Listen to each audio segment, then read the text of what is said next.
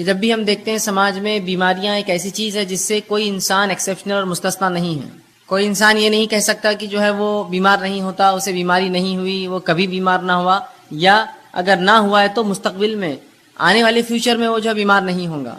تو بیماریاں ایسی چیز ہے جو انسان سے ایسی لگی ہے کہ جیسی زندگی ہے ویسی بیماریاں ہیں. انسان پیدا ہوا تو بیماریاں، پیدا ہوا تو انفیکشنز، پیدا ہوا تو فلاں مسائل، پیدا ہوا تو فلاں. اور بیماریاں مطلب انسانی سماج، انسانی زندگی سے بالکل بہت گہرائی سے لگی ہوئی، اس سے مستثنا، اس سے ایکسیپشنل، اس سے بچ کر کسی کو چارہ انسان کو ہی نہیں کہ بیمار نہ ہو. پھر چاہے یہ بیماریاں کتنی متشدد، کتنی زیادہ سخت ہوں گی، کتنی کم ہوں گی، معمولی ہوں گی یا اور زیادہ تیز ہوں گی، ایک الگ بات ہے. لیکن جب بھی لوگ بیمار ہوتے ہیں تو یہ سمجھتے ہیں کہ شاید شریعت اسلامیہ نے اس معاملے میں کوئی خاص رہنمائی نہیں کی ہماری، تو لہٰذا جب بیمار ہو جاتے ہیں تو اپنے طریقے سے، من مانے ڈھنگ سے، من چاہے ڈھنگ سے، اپنی مرضی سے جو ہے لوگ علاج کرتے ہیں. اس معاملے میں حرام اور حلال کی کوئی تمیز رکھی ہی نہیں جاتی کہ کیا چیز حلال ہے، کیا حرام ہے، کیسی بیماریوں میں کیسا علاج کیا جائے، کیا چیز استعمال ہو سکتی، کیا نہیں ہو سکتی، کون سا طریقہ درست ہے، کون سا غلط ہوگا، کیا چیز کھائی جائے، کیا نہ کھائی جائے. ہم سمجھتے ہیں شاید شریعت نے اس معاملے میں رہنمائی نہ کی، اور پھر شریعت کو ایک طرف رکھ دیتے ہیں، کہتے ہیں ہاں یہ تو دین ہے، اسلام ہے، ٹھیک ہے، نماز روزہ ٹھیک ہے، لیکن ابھی ہم بیمار ہیں تو لہٰذا اس میں شریعت کا کوئی حل چونکہ نہیں ہے، وہ الٹرنیٹ ڈھونڈتے ہیں، اس سے ہٹ کر کچھ ڈھونڈتے ہیں. پھر ہم دیکھتے ہیں کہ وہ کتاب و سنت کو چھوڑ کر، شریعت کو چھوڑ کر، قرآن حدیث کو چھوڑ کر، نبی اکرم صلی اللہ علیہ وسلم صحابہ کے بتائے طریقے کو چھوڑ کر من مانی کرتے ہیں. مثال کے طور پر کوئی تعویذ لٹکا لیتا ہے، یہ سمجھتا ہے کہ اس سے شاید شفا ہو جائے، اس لیے کہ فلاں کسی نے کہہ دیا کہ بیئر پینے سے جو ہے پتھری نکل جاتی، تو ان کو لگا کہ اب علاج چکی ہے، شریعت اس میں کوئی رہنمائی تو کرتی نہیں ہے، لہٰذا آپ شراب پینا شروع کر دو. کچھ لوگوں کو دیکھا گیا کہ وہ گانجا اور افیم پیتے ہیں، اس لیے کہ انہیں لگتا ہے کہ فلاں مرض کا کوئی علاج نہیں ہے، شریعت نے اس میں رہنمائی نہیں کی، لہٰذا ہم یہ کر لیں. اور پتہ نہیں کیا کیا لوگ اس میں کرتے ہیں بنا حلال اور حرام کی تمیز رکھے، بنا جانے کہ یہ چیز جو استعمال کی جا رہی ہے شریعت نے اس کو سینکشن کیا نہیں کیا، حلال جانا نہیں جانا، اس کو حرام تو نہیں قرار دیا. اور اس معاملے میں جب کوئی کہتا ہے بھائی حرام ہے حلال، تو کہتے دیکھو ہم بیمار ہیں، ہماری تکلیف ہم کو معلوم ہے، آپ ذرا خاموش بیٹھ جائے تو اچھا ہے، اس معاملے میں ہمیں کرنے دیجیے، ہم کر رہے ہیں، اگر مجھے اس سے سکون ملتا ہے تو میں اسی کو اختیار کرتا ہوں. جیسا بہت سے لوگوں کو مرگی کا مسئلہ ہوتا ہے تو دن بھر گانے سنتے رہتے ہیں، کار میں بیٹھے گانا لگا دیا، موبائل ہینڈ سیٹ میں گانا لگا دیا، گھر کے اندر گانا لگا دیا، اس لیے کہ ان کو لگتا ہے سکون اس کے بغیر حاصل نہیں ہوگا، جبکہ شریعت نے واضح طور سے بتایا کہ حرام چیزوں سے علاج نہیں ہو سکتا ہے. تو ہم یہ سمجھتے ہیں جب بیمار ہو جاتے ہیں کہ شاید اب شریعت میں اس کی کوئی رہنمائی نہیں، لہٰذا منمانی کی جائے، اب جو چاہے کرو، جیسے چاہے علاج کرو، حرام حلال کی کوئی تمیز نہیں، چاہے میوزک کا اس میں استعمال ہو، چاہے ناچنا گانا اس میں پڑے، چاہے شراب پینا پڑے یا کوئی اور کام کرنا پڑے، سب کرو، اس لیے کہ اس معاملے میں ہم جو ہے لاوارث جیسے یا بنا سرپرستی کے چھوڑ دیے گئے، اب بہرحال معاملہ ہم کر سکتے ہیں. اسی لیے اس عنوان کو ہم نے خاص طور سے انتخاب کیا کہ اسلام کیسے رہنمائی کرتا بیماری کے تعلق سے، بیماری اور اسلام کہ ان دونوں کا تعلق ہے. نبی اکرم صلی اللہ علیہ وسلم جو ہے ساری انسانیت کے لیے آئے تھے، اور آپ نے تمام ان شعبوں کے اوپر جو ہے رہنمائی کی، مسلمانوں کی اور انسانوں کی، جو شعبے انسانوں کو جو ہے جو باتیں ان کے جو ہے درپیش آتی ہے. یہ کیسے ہو سکتا ہے جو شریعت اتنی باریک باریک باتوں کو بیان کرے، وہ اتنا بڑا ایک شعبہ انسانی زندگی کا بیماری اس کو چھوڑ دے اور ہمیں ہماری رہنمائی نہ کرے، بلکہ شریعت نے رہنمائی کی، بہت زبردست رہنمائی کی، بہت گہرائی سے رہنمائی کی، بہت اچھے ڈھنگ سے رہنمائی کی. یہ ہماری بدنصیبی ہے کہ اس چیز کو ہم جاننے کی نہ کبھی کوشش کرتے ہیں، نہ اس پر ہم نے کبھی عمل کیا، اور ہماری ان کوتاہیوں کو ہم یہ سمجھتے ہیں کہ شریعت نے اس معاملے ہماری رہنمائی نہیں کی. یاد رکھیے اس کو جاننے کی ضرورت ہے. جب آپ شریعت کو پڑھیں گے، یہ شریعت ایسے ایسے شعبوں میں، ایسی ایسی جگہوں پر رہنمائی کرتی ہے جہاں ہم توقع بھی نہیں کرتے کہ ہاں شاید رہنمائی ہوئی. مثال کے طور پر ایک انسان اپنی ازدواجی زندگی، میاں بیوی کے رشتے کیسے قائم رکھے، شریعت نے یہاں بھی رہنمائی کی. کچھ لوگ سمجھیں گے یہ تو بےحائی ہے، یہ بےحائی نہیں، یاد رکھیے یہ طریقہ زندگی ہے. اگر وہاں رہنمائی نہ کرتا تو پھر انسان تو منمانے ڈھنگ سے اختیار کرتا اور انسان نہیں جانور بن جاتا. تو اس جگہ بھی شریعت نے رہنمائی کی جس جگہ کے اندر جو ہے عموماً لوگ جو ہے شرمائیں گے کہنے کے لیے، اور نبی اکرم صلی اللہ علیہ وسلم نے جو کہ سب سے باحیا شخصیت تھی وہ باتیں بھی بتائی حیا کے باوجود، تاکہ آنے والی نسلوں کو اس مسئلے میں بھی رہنمائی ہو. تو وہ دین اور شریعت اور وہ نبی کیسے لوگوں کو اس معاملے میں رہنمائی نہ کرے کہ بیماری کا کیا معاملہ ہے، بیماری میں اسلام کیا معاملہ دیتا ہے، بیمار کے ساتھ کیا سلوک ہو، کن چیزوں سے علاج کیا جائے، کون سی چیزیں حلال ہے، کون سی چیزیں حرام ہے، کن چیزوں کی تاکید کی گئی، صحت کی حفاظت کس طرح کی جائے، صحت کی اہمیت کیا ہے، بیمار ہو جائے تو کیا کیا کیا جائے، بیماری بڑھ جائے تو کیا کیا ہے، بیمار پرسی کے لیے کیا کیا جائے، اگر مرض الموت اتنا اس کا مرض بڑھ گیا کہ موت کی قریب ہے تو موت کے قریب کیا کیا جائے، اگر مرنے لگے تو مرتے وقت کیا کیا جائے، اور اگر مر جائے تو مرنے کے بعد کیا کیا جائے. یہ تمام رہنمائی شریعت نے کی ہے.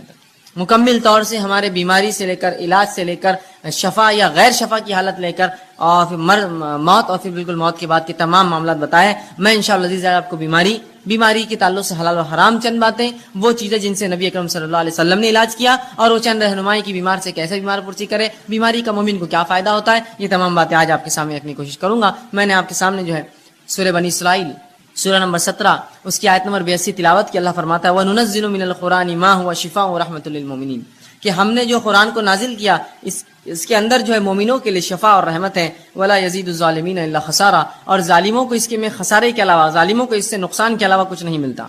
مطلب یہ پتہ چلا کہ اللہ رب العزت نے جو قرآن نازل کیا اس میں شفا ہے، یاد رکھیے، اور شفا جسمانی، شفا نفسیاتی یا روحانی جس کو ہم کہتے ہیں، دونوں ہی شفا قرآن میں ہے۔ ایک آدمی جس پہ کوئی جن حاوی ہو یا مریض ہو کسی بیماری کا، ذہنی اعتبار سے آپ قرآن پڑھیے، آپ دیکھیں گے اس کو سکون و اطمینان ملتا ہے، تو یہ روحانی شفا بھی ہے۔ اسی طرح جسمانی شفا بھی ہے، بہت ساری بیماریوں میں نبی اکرم صلی اللہ علیہ وسلم نے قرآن کو پڑھنے کی تاکید کی۔ قرآن کے فضائل میں یہ تمام باتیں بہرحال آ سکتی ہے، آپ فضائل قرآن کے عنوان پر یہ باتیں جو ہے پڑھ سکتے ہیں، تحقیق کر سکتے ہیں۔ بہرحال آئیے، تو اللہ نے فرمایا کہ ہم نے اس قرآن کو نازل کیا جس کے اندر مومنوں کے لیے شفا ہے اور رحمت ہے، اور ظالموں کو اس کے اندر خسارہ ہے۔ ظالموں کے لیے تو قرآن نقصان ہے، اس لیے کہ اللہ کی کتاب مان کر اس کو نہیں پڑھتے، ان کے لیے ہدایت نہیں ہے اس کے اندر، لہٰذا وہ خسارہ اٹھاتے ہیں، ورنہ مومنین کے لیے تو شفا ہے اور رحمت ہے اس قرآن کے اندر، اور اسی مقصد کے تحت اللہ نے اس کو نازل کیا۔ وَنُنَزِّلُ، ہم نے اس کو نازل کیا یہی مقصد کے تحت کہ مومنوں کو شفا اور رحمت اس سے حاصل ہو، اور ظالموں کو اس سے نقصان کے سوا اور کچھ حاصل نہیں ہوتا، یاد رکھیے۔ اسی طرح نبی اکرم صلی اللہ علیہ وسلم کا ایک فرمان سنن ابن ماجہ کی ایک حدیث میں نے آپ کے سامنے تلاوت کی۔ اللہ کے رسول صلی اللہ علیہ وسلم فرمایا کہ اللہ رب العزت نے ایسی کوئی بیماری نہیں جس کو نازل کیا۔ اس حدیث سے پتہ چلتا ہے کہ بیماری اللہ کی طرف سے آتی ہے۔ رسول اللہ فرماتے ہیں ان اللہ لم ينزل، کہ ایسی کوئی بیماری نہیں ہے جس کو اللہ نے نازل کیا لیکن اس کی شفا، اس کی دوا بھی نازل کر دی، اس کا علاج بھی نازل کر دیا، شفان فتداؤ، تو لہذا تم دوا کرو، علاج کراؤ۔ تو یہاں اس حدیث میں نبی اکرم صلی اللہ علیہ وسلم وضاحت کر دی کہ ایسی کوئی بیماری نہیں ہے جس کو اللہ نے نازل کیا ہو۔ تو پتہ چلا بیماریاں آسمان سے آتی ہے، اللہ بیماریاں دیتا ہے لوگوں کو، لیکن اس کا علاج بھی اتارتا ہے ان بیماریوں کے ساتھ۔ فتداؤ، تو لہٰذا تم دوا کرو، علاج کرایا کرو۔ تو پتہ چلا علاج کرانا چاہیے، بیماریاں اللہ کی طرف سے، بیماریاں اللہ بہرحال مختلف، کبھی سزا کے طور پر، کبھی آزمائش کے طور پر لوگوں کو دیتا ہے، اور اس کے بعد ہمیں حکم یہ آیا، اس کی دوا اللہ نے اتاری ہے، لہٰذا تم اس کے لیے دوا کرو، اس کے لیے علاج کرو۔ تو اس حدیث میں ان لوگوں کے لیے بھی تاکید ہے جو سمجھتے ہیں کہ علاج کرانا درست نہیں، بس بیماری ہے تو بس توکل کرو، اللہ پر بھروسہ کرو اور بیماری کو سہتے رہو، بلکہ آپ علاج کرا سکتے ہیں۔ نبی اکرم صلی اللہ علیہ وسلم نے کہا دوا کرو، علاج کرواؤ بیماری کا۔ ٹھیک، اسی طرح ہم دیکھتے ہیں بیماری جو ہوتی ہے یہ صحت کا الٹ ہوتی ہے۔ انسانی جسم کی جو کیفیات ہوتی ہیں جس پہ انسان جیتا ہے جو سماج میں، وہ دو ہی کیفیات ہوتی ہے، ایک صحت مندی کی اور ایک بیماری والی کیفیت۔ اب یہ ہو سکتا ہے کہ صحت مند ایک انسان مکمل ہو یا بیمار ہو، اور بیمار چاہے کچھ فیصد ہو یا کچھ زیادہ ہو یا کچھ زیادہ ہو۔ مختلف بیماریاں ہوتی ہیں، جیسے مثال کے طور پر انسانی جلد پہ کچھ ہو جائے، بیماری ہے، لیکن انسان اس سے بہت زیادہ پریشان نہیں ہوتا، ایک زندگی گزار سکتا ہے۔ کبھی جسم کی کسی ایک اعضاء میں بیماری ہوتی ہے جس سے اس کو تکلیف ہوتی ہے، کبھی پورے جسم میں اس کو بیماری ہوتی ہے، یا کبھی جو ہوتا ہے کہ اس کا جسم اور جو ہے تمام اعضاء کے اندر بیماریاں ہوتی ہیں، مختلف بہرحال چیزیں ہوتی ہیں۔ تو اس چیز کو ہمیں سمجھنے کی ضرورت ہے کہ اللہ کے رسول نے علاج کرانے کا حکم دیا، ٹھیک، تو ہمیں جو ہے علاج کرانے کا حکم دیا، اور بیماریاں جو ہے یہ صحت کا، یاد رکھیے، الٹ ہے، بیماریاں صحت کا الٹ ہوتی ہیں۔ تو اس چیز کو ہمیں سمجھنے کی ضرورت ہے کہ ایک انسان یا تو صحت مند ہوگا یا تو بیمار ہوگا، اس سے ہٹ کر کوئی تیسری اس کی حالت نہیں ہوتی، یا صحت مند اور بیماری کے بیچ میں تھوڑا زیادہ بیمار، یا کچھ صحت اور کچھ بیماری، یہ بہرحال ہو سکتا ہے، یاد رکھیے۔ تو ہمیں اس بات کو سمجھنے کی بہرحال یہ ضرورت ہے کہ انسانی سماج میں ہماری جو زندگیاں ہوتی ہیں اس کی دو ہی حالت، یا تو صحت مند یا تو انسان بیمار ہوتا ہے۔ اسی طرح صحت جو ہے یہ ایک بہت عظیم نعمت ہے اللہ رب العزت کی، یاد رکھیے، صحت ایک عظیم نعمت ہے، اس لیے کہ اس کے تعلق سے بار بار نبی اکرم صلی اللہ علیہ وسلم نے بیان کیا ہے۔ تو صحت کو ہم غنیمت جانیں، اس عظیم نعمت کا ہم جو ہے زبردست فائدہ اٹھائیں۔ آئیے صحت کتنی عظیم نعمت اور دولت ہے، نبی اکرم صلی اللہ علیہ وسلم فرماتے ہیں، صحیح مسلم کی روایت، آپ نے فرمایا قوی مومن بہتر ہے اس اور اللہ کے نزدیک زیادہ محبوب ہے بنسبت اس کے جو کمزور مومن ہیں۔ قوی مومن جو جسمانی اعتبار سے طاقتور مومن ہے، اللہ کے نزدیک زیادہ محبوب ہے بنسبت اس کے جو کمزور مومن ہے۔ حالانکہ خیر دونوں میں ہے، خیر دونوں مومن میں، اس لیے دونوں ایمان والے، لیکن جو طاقتور ایمان والا ہے وہ اللہ کے نزدیک بہتر ہے۔ سوال یہ ہے طاقتور ایمان والا اللہ کے نزدیک کیوں بہتر ہے؟ اس لیے بہتر ہے اللہ کے نزدیک ایک طاقتور، اس لیے کہ جب اس میں طاقت ہوتی ہے جسمانی اعتبار سے تو وہ ڈٹ کر نوافل ادا کرتا ہے، ڈٹ کر کماتا ہے تو ڈٹ کر زکوٰۃ ادا کرتا ہے۔ اللہ کے گھر کا حج کر سکتا ہے اس لیے کہ صحت ہو تو پھر حج کرے گا, بیمار آدمی کے لیے بہت مشکل ہوتا ہے. اللہ کے گھر کے طواف اور عمرے کر سکتا ہے, اور بہت سارے فائدے یاد رکھیے ایسا شخص جو ہے اٹھا سکتا ہے. تو لہٰذا اس لیے فرمایا ایک قوی مومن اللہ کے نزدیک زیادہ محبوب ہے بنسبت کمزور مومن کے. حالانکہ خیر دونوں میں ہے, اچھائی دونوں میں ہے, برے کوئی بھی نہیں ہے, لیکن طاقتور مومن, صحت مند مومن کو فوقیت حاصل ہے کمزور مومن پہ, یاد رکھیے. اسی طرح صحت کی اہمیت بتاتے ہوئے نبی اکرم صلی اللہ علیہ وسلم فرماتے ہیں, جامع ترمذی کی روایت ہے, اس حدیث کو اگر ہم سمجھ لیں تو انشاءاللہ بڑا فائدہ اٹھا سکتے ہیں اپنی صحت کا. آپ صلی اللہ علیہ وسلم فرماتے ہیں اور کہتے ہیں, اللہ کی دو نعمتیں ایسی ہیں جس کا بہت سے لوگ فائدہ نہیں اٹھاتے. کیا فرما رہے نبی اکرم صلی اللہ علیہ وسلم؟ اللہ کی ایسی بہت ساری نعمتیں ہیں جن کا مومن فائدہ نہیں اٹھاتے. مطلب پتہ ہی چلا کہ اس کا فائدہ اٹھاؤ, اگر الگ انداز میں بولا ہے تو مانا ہی فائدہ اٹھاؤ. تو اللہ کی بالخصوص دو نعمتیں ایسی ہیں جس کا ہم لوگ جو ہے فائدہ کم اٹھاتے, نہیں اٹھاتے. اور فرمایا پہلا صحت. دو چیزیں نعمتیں اللہ کی ایسی ہیں جس کا لوگ فائدہ نہیں اٹھاتے, اور خطاب ہم مسلمانوں سے ہے. پہلا صحت کا فائدہ اٹھانا چاہیے, اس لیے کہ دوسری کی روایت میں جامع ترمذی کی آپ نے فرمایا صحت کا فائدہ اٹھا لو اس سے پہلے کہ بیماری آ جائے. تو صحت کا فائدہ نہیں اٹھاتے آپ فرما رہے. دوسرا جو نعمت اللہ کی جس کو ہم ضائع کرتے ہیں وہ کیا ہے؟ آپ فرماتے ہیں دوسرا والفراغ, اور خالی وقت. یہ دو نعمت اللہ کی عظیم نعمت ہیں, ایک صحت اور خالی وقت. اور رسول اللہ فرماتے ہیں ان دو کا مومن فائدہ نہیں اٹھاتے. اور واقعی میں بات کتنی سچ ہے کہ جب اللہ ہمیں صحت دیتا ہے تو ہم کوئی کام نہیں کرتے ہیں, جب بیماری آتی تو ذکر و اذکار, صدقات, نوافل سب کا ہمیں جوش جاگ جاتا ہے. جب صحت تھی کیوں نہیں فائدہ اٹھایا؟ جب ذکر و اذکار کرتے, جب نمازیں پڑھتے, قیام کرتے, اہتمام کرتے, اس لیے کہ جب اللہ نے طاقت دی تھی. یا پھر جوانی تو چھوڑ دیتے ہیں, جوانی جب گزر جاتی ہے اور بڑھاپے میں پھر تمام اعمال کرنے کی کوشش کرتے جو جوانی کی عبادتیں تھیں. یقیناً شریعت یہ نہیں کہہ رہی کہ بڑھاپے کی عبادتیں قبول نہیں ہوتی, لیکن جوانی کی عبادتیں زیادہ مطلوب ہے بڑھاپے کے مقابلے میں, اس لیے کہ یہاں انسان ینگ ہوتا ہے, اس میں جوش ہوتا ہے, اور بہت سارے ایسے کام کر سکتا ہے جو عمر نہیں کر سکتا ہے وہ بڑھاپے کی عمر میں. تو کہا دو ایسی نعمتیں ہیں جس کا انسان فائدہ نہیں اٹھاتے, لوگ فائدہ نہیں اٹھاتے, مسلمان نہیں اٹھا رہے ہیں. ایک صحت اور دوسرا الفراغ اور خالی وقت. کتنی صحیح بات کہی. آج کتنا خالی وقت ہمارے نوجوانوں کے پاس ہے, لیکن کیا اس کا استعمال ہو رہا ہے؟ نہیں ہوتا ہے. کہاں ہوتا ہے؟ لوگ کہتے ہیں میں مصروف ہوں, لیکن مصروفیت کیا ہے؟ 2 گھنٹے 4 گھنٹے کہیں جا کے اور اس کے بعد خالی وقت بیٹھے ہیں, کبھی کھا رہے ہیں, کبھی کھیل رہے ہیں, کبھی بیٹھ رہے ہیں, کبھی چائے کی دکان پہ, کبھی ہوکو پارلر کے اندر ہے, تو کبھی جم میں پڑے ہوئے, تو کبھی سوئمنگ پول پہ خالی وقت گنوا رہے, تو کبھی گھومنے پھرنے جا رہے. گویا اگر ایک انسان پورا 1 مہینہ اپنا شیڈیول نکالے, اپنا ٹائم ٹیبل بنائے, تو دیکھیں اس کے اندر سے میں سمجھتا ہوں بمشکل ہر روز 2 سے 3 گھنٹے ایسے جو واقعی میں جینوین یقینی طور سے وہ جو کچھ کام کرتا ہے, باقی سب رکامہ ہوتا ہے, خالی ہوتا ہے, اور فالتو کاموں کو وہ کام سمجھتا ہے. تو کتنی صحیح بات آپ صلی اللہ علیہ وسلم فرمائی. 2 نعمتیں ہم ضائع کرتے ہیں, ایک صحت, دوسرا خالی وقت. تو صحت کا استعمال کر لیجئے اس سے پہلے بیماری آئے, خالی وقت کا استعمال کر لیجئے اس سے پہلے کہ اللہ ایسی مصروفیت دے پھر آدمی خالی ترستا رہے, کاش کہ یہ ٹائم ہوتا تو یہ کرتا, کاش یہ وقت ہوتا تو یہ کام کرتا. 2 نعمتوں کا رسول اللہ فرماتے ہیں. تو پتہ چلا صحت بڑی عظیم نعمت ہے, تبھی کہا جا رہا ہے کہ ان 2 نعمتوں کا لوگ فائدہ نہیں اٹھاتے ہیں. اسی طرح جامع ترمذی کی روایت ہے, آپ صلی اللہ علیہ وسلم فرماتے ہیں, بہرحال جو پہلی حدیث میں نے اس سے پہلے بیان کی وہ صحیح بخاری کی روایت تھی. جامع ترمذی کی روایت ہے, آپ صلی اللہ علیہ وسلم فرماتے اور کہتے ہیں اللہ کی نعمتوں میں سے جن کا سوال روز محشر سب سے پہلے ہونے والا ہے. اللہ کی نعمتوں میں سے جس کا سوال قیامت کے روز, آپ صلی اللہ علیہ وسلم فرماتے ہیں کہ قیامت کے روز جو اللہ رب العزت کی نعمتیں ہیں جن کے تعلق سے سوال کیا جائے گا, اور سب سے پہلے جس کا سوال کیا جائے گا, آپ فرماتے ہیں اور کہتے ہیں کہ سب سے پہلے اس سے پوچھا جائے گا کہ کیا میں نے صحت مند جسم نہ دیا تھا. جو اللہ رب العزت بندوں سے سوال کریں گا اس میں سب سے پہلا سوال کیا ہونے والا, رسول اللہ فرماتے ہیں وہ یہ ہوگا کیا میں نے صحت مند جسم نہیں دیا تھا, بتا اب کیا کیا اس کا. کیا جواب دیں گے ہم؟ اللہ صحت دی تھی تو میں نے تو منشیات میں, نشوں میں, تمباکو خوری کے اندر, سگریٹ نوشی کے اندر جسم کو برباد کیا, کھیل کود کے اندر, وہ کام نہیں کر پایا. یہ جواب دیں گے.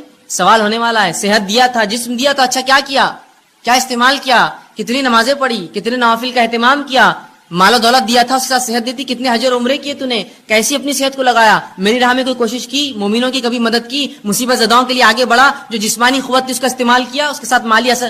سوال ہونے والا جسم دیا تھا, کیا جواب دیں گے ہم؟ بلکہ ایک روایت میں آتا ہے کہ اللہ پوچھیں گا میں نے جسم دیا تھا, کس چیز میں اس کو برباد کیا نے, اس جسم کو کہاں لگایا, وہ جسم نے کہاں اس کو بوسیدہ کر کے آیا. کیا جواب دیں گے ہم؟ آج ہم دیکھتے ہیں کہ لوگ یا ہمارے نوجوان طبقہ جو ہے بوڑھے ہوتے جا رہے ہیں, کام کر کے تھک گئے, اور نوجوان سستی اور کاہلی کے اندر اتنے ہی زیادہ آگے بڑھے ہوئے کہ انسان گھر کا بوڑھا کام کر کے تھکا ہوا ہے, اور نوجوان جو ہے بالکل آرام کر رہے ہیں, ان کو کوئی فکر نہیں, نہ گھر کی, نہ کمانے کی, نہ آگے چیزوں کی. اللہ رب العزت کو یاد رکھیے, اگر اللہ نے کتنا بھی دیا, یہ جسم جو اچھا دیا ہے صحت مند, قیامت کے روز سوال ہونے والا ہے کیا. پہلا سوال یہ ہونے والا ہے, اچھا جسم دیا تھا, یہ سوال ہوگا. اب اس کا مطلب یہ ہوا یہ سوال ہے تو جواب دینا پڑے گا. کیا کیا اس کا, کہاں لگایا وہ جسم, کیسے استعمال کیا, کیسے اس کو کمزور اور بوڑھا کیا. تو ہمیں یہ اللہ کے سامنے جواب دینا ہوگا, اللہ میں نے جو تیری عبادتوں میں, ریاضت میں اور دیگر علوم دین میں, تیرے کام میں, حلال روزی کمانے میں, اپنے بیوی بچوں کی پرورش میں اس کو لگایا, جواب دینا ہوگا. اور ورنہ اگر کھیل کود میں, فالتو کاموں میں, سگریٹ بیڑی تمباکو میں, چوراہوں پر بیٹھ کے کھانے اور پینے میں, دیکھیے لوگ چوراہے پہ بیٹھے اور کھا رہے پی رہے 2-2 4-4 گھنٹے روز برباد کرتے ہیں. یہی وہ لوگ ہیں جن سے تلاوت قرآن کا سوال ہو تو کہتے وقت نہیں ہے. یہی وہ لوگ ہیں جن سے دینی علم کا معاملہ کرے تو کہتے وقت نہیں ہے. لیکن شام میں ہر روز کام سے آنے کے بعد یا تجارت ختم ہونے کے بعد 11-12 بجے تک 1 بجے تک دوستوں میں بیٹھ کر جو وقت برباد کرتے ہیں, کیا روز قیامت اللہ پوچھیں گا نہیں جسم دیا تو کیا کیا؟ اللہ میں تو نکڑوں پہ بیٹھتا تھا, میلے ٹھیلوں پر جاتا تھا اور چوراہوں پر بیٹھتا تھا اور دوستوں سے بات چیت کرتا تھا. یہ جواب دیں گے اپنے رب کو. کھیل کود میں نے ضائع کیا. کھیل کود کی عمر ہوتی ہے, کھیلنا چاہیے. کچھ لوگ تو ایسے ہو جاتے ہیں کہ عمر پوری گزر گئی, ان کو بچے ہو جاتے ہیں پھر بھی کھیلتے رہتے ہیں. اس کا شوق ہے, اس کا شوق ہے. اور جب دینی کام کی بات کی جائے تو بھائی چھٹی نہیں ہوتی, کیسے کرے؟ کیوں؟ جس دن چھٹی ہوتی ہے اس دن کیا, اس دن تو کھیلنا ضروری ہے, فرض ہے نا مجھ پر, تو وہ دن تو چھوڑ دیجیے آپ. سوال یہ اللہ رب العزت کو ہم کو جواب دینا ہے. اچھا جسم دیا تھا, کہاں لگا کر آیا, اس جسم کا, اس صحت کا کیا استعمال کیا؟ ٹھیک ہے, تو صحت جو ہے ایک عظیم نعمت ہے. اب جب یہ نعمت ہے تو ہر نعمت کی حفاظت کرنا پڑتی ہے, یاد رکھیں. اسی طرح صحت کی بھی حفاظت کرنا پڑے گی, اور مومن کے لیے صحت کی حفاظت کرنا فرض ہے. میرے اور آپ کے لیے اپنی صحت کی حفاظت کرنا فرض ہے. گویا ہر وہ چیز جو صحت کے خلاف جاتی ہے اس کو ہم استعمال نہیں کر سکتے ہیں. اور یہ بات کتنی درست ہے کہ ایک انسان اگر آپ میرے گھر آئے اور میرے گھر آ کر تشریف رکھے اور میں آپ کو جو ہے رکابی کے اندر بسکٹس لا کر دوں اور کہوں کہ یہ بسکٹ کھانے سے ہو سکتا ہے آپ مر جائے, یا یہ چائے میری پی لیجیے, ہو سکتا ہے یہ چائے پی کر آپ کو کینسر ہو جائے, اور آپ کو لا کر کھانا کھلاؤں, اچھا کھانا, بریانی, نان خلی, اور کہوں یہ کھانا کھانے کے بعد ہو سکتا ہے آپ جو ہے کچھ دن کے بعد جو ہے گلے کے کینسر سے, یا جو ہے منہ کے کینسر سے, یا دانتوں کے کینسر سے, یا جسم کے سڑنے سے آپ مر سکتے ہیں, یہ نوش فرمائی, تو کیا وہ چیز آپ کھائیں گے؟ اس لیے کہ آپ کہیں گے صحت کی حفاظت فرض ہے. لیکن یہ جاننے کے باوجود کہ صحت کی حفاظت فرض ہے, ایسے کتنے لوگ ہیں کہ وہ پڑیاں اور تمباکو اور سگریٹ پیتے ہیں جس پہ کھلا لکھا ہوا ہوتا ہے cigarette smoking is injurious to health, it may cause cancer, اور پوری تفصیلات آج کل کمپلسری وارننگ جو آتی ہیں. بلکہ ایسی وارننگ جو اگر کوئی تمباکو کمپنی نہ لکھے تو اس پر فائن ہوتا ہے, معلوم آپ کو, اس پر فائن ہوتا ہے. اس لیے کہ یہ ثابت ہے. ایک دنیا کی مشہور اور معروف کمپنی مالبورو نے ایک مرتبہ یہ کیا کہ وہ اپنی سگریٹ کی ڈبی پر لکھتا نہیں تھا اشتہار, اور اس نے کئی زمانے تک فروخت کی. ایک خاتون کو اس سے کینسر ہوا, وہ پیتی تھی اس لیے کہ اس پہ لکھا نہیں تھا, اس کو لگا یہ سیف ہے کینسر سے. اس نے اس کو پیا, اس کو کچھ سالوں کے اندر کینسر ہوا. اس نے اس پہ جو ہے اس کمپنی پہ جو ایک کیس جو ہے ڈال دیا, کہا کہ یہ کمپنی لکھا کیوں نہیں جب اس میں اتنی خطرناک چیزیں تھیں جس سے میں بیمار ہو سکتی ہوں. کمپنی کو بہرحال اس سے کمپلائن کرنا پڑا, وہ کیس جیتی اور اس کو $32 بلین اس نے جو ہے اس کمپنی کو پے کرنا پڑے, اسے ایک اکیلی خاتون کو $32 بلین کا کیس ٹھوکا تھا اور اس کو ملا پورا پیسہ. اس لیے کہ انہوں نے کیوں نہیں چھاپا اپنے اس پر, جبکہ معلوم تھا اس کو 3 سال میں کینسر ہو سگریٹ پینے, اس کو لگا اس سے کینسر نہیں ہوتا, اچھی برانڈ کی کمپنی ہے سگریٹ. یہاں لکھی ہوئی چیزیں ہیں کہ صحت کے خلاف ہے, کینسر ہو سکتا ہے, مر سکتے ہو, ٹیوبروکلوسس ٹی بی ہو سکتا ہے, تمہیں کچھ بھی ہو سکتا ہے, لیکن اس کے باوجود بھی دیکھیے دھڑلے سے ہم پیے جا رہے ہیں. صحت ایک نعمت ہے, اس کی حفاظت مجھ پر آپ پر فرض ہے. وہ بسکٹ میرے گھر کے آپ نہیں کھائیں گے جس کو میں کھلاتے وقت کہوں اس سے کینسر ہو سکتا ہے, اس سے بیمار ہو سکتا ہے, اس سے ٹی بی ہو سکتا ہے. پھر کیسے ہم وہ چیزوں کو استعمال کرتے ہیں اپنی نفس پہ حاوی ہونے دے جو اتنی نقصان دہ. اور صحت کی حفاظت فرض ہے, تو یاد رکھیے اپنی صحت کی حفاظت اور دوسروں کی حفاظت ہم کو کرنا ہے. یہ نہیں کہ ہم اپنی صحت کی حفاظت کریں دوسروں کو نقصان پہنچائیں. یہ بات ان کے لیے بھی ہے جو لوگ اللہ کی جو نعمت صحت ہے اللہ دیتا ہے تو اس کو خراب کاموں میں استعمال کرتے ہیں اور بوسیدہ کرتے ہیں اس میں, اور یہ نہیں دیکھتے کہ اس سے صحت کا کیا نقصان ہے. یاد رکھیے صحت کی حفاظت فرض ہے, اس لیے کہ اللہ کی دی گئی نعمت ہے, اور اگر صحت نہ ہوئی تو کوئی عبادت آپ اور میں نہیں کر سکتے. سوچیے مت کہ ہم کبھی عبادت کر پائیں گے زندگی بغیر صحت کی. عبادت کیسے کریں گے بتائیے؟ روزہ رکھنا ہے, صحت نہیں ہے. زکات وہ دیں گا جو کمائیں گا, بیمار کما نہیں سکتا ہے. نماز پڑھنا ہے, صحت نہیں, فرض مشکل سے ہوتی ہے تو نوافل اور دیگر نمازیں کیا پڑھوں. صحت ہر چیز کے لیے ضروری ہے, یاد رکھیں گے. ایک مومن کے لیے تو اور زیادہ اس کی اہمیت بڑھ جاتی ہے, جو دنیا میں آیا ہی اللہ کی عبادت کے لیے, اس کے لیے تو صحت بڑی افضل ہے. تو صحت کی حفاظت میرے اور آپ کے لیے فرض ہے, اس کو خامخواہ برباد اور ضائع ہم لوگ نہ کریں. اسی طرح صحت کی حفاظت کے لیے شریعت نے اتنے احکامات جاری کیے. مثال کے طور پر صحت کی حفاظت کرو, طہارت کیا کرو. طہارت کرنا مطلب وضو کرنا, غسل کرنا, پیشاب پاخانے کے لیے پانی کا استعمال کرنا. یہ صحت کے لیے تو ہے تاکہ انسانی زندگی محفوظ ہے, گندگی سے پاک, گندگیوں سے بیماریاں آتی ہیں. صحت کے لیے دیکھیں کتنا خیال ہے, کہا طہارت کا حکم دیا. اسی طرح جو ہے کھانے پینے میں حرام اور حلال کی تمیز بتائی کہ دیکھو یہ حلال ہی حرام ہے. حرام چیزیں تمام صحت کے لیے نقصان دہ, حلال چیزیں تمام فائدے مند ہیں. تو کہا یہ حلال ہی حرام ہے. تو دیکھیے یہاں بھی شریعت نے تاکید کی صحت کی حفاظت کے لیے. اسی طرح جو ہے ایسے کاموں سے انسانی جسم کو روکا, انسانوں کو روکا جو اس کے جسم کو ہلاک کر سکتے ہیں, جیسے زنا اور دیگر اور ایسے کام جو غلط بدفعلی انسان شرمگاہ سے کر سکتا ہے. کہا یہ تمام کام بہت خطرناک ہوتے ہیں. آج انسانیت دیکھ رہی جن لوگوں نے جو ہے یہ سمجھا کہ یہ جو رشتے ہوتے ہیں، یہ جو نکاح ہوتے ہیں، سب فالتو چیزیں، بس انسانی زندگی ایسی ایسا جانور ہوتا ہے، بس گزارو، جہاں چلا منہ مار دو، جہاں چلا شمگا کا کسی کے ساتھ استعمال کر لو۔ آج دیکھیے کتنی بدترین بیماریوں میں ملوث ہے، کسی کو ایڈز ہے تو آج کل ایس ٹی ڈیز جو ہوتے ہیں، سیکچولی ٹرانسمیٹڈ ڈیسیزز کی بھرمار ہے، تو کہا زنا کے قریب نہ جانا۔ دیکھیے صحت کی حفاظت کے لیے کہا نا، زنا کرو گے تو اتنی گندی گندی بیماریوں میں ملوث ہو جاؤں گے، تو صحت کی حفاظت کی۔ اسی طرح اچھا کھانا کھانے کا حکم دیا کہ اچھا کھانا کھاؤ، حلال اور طیب چیزیں کھاؤ۔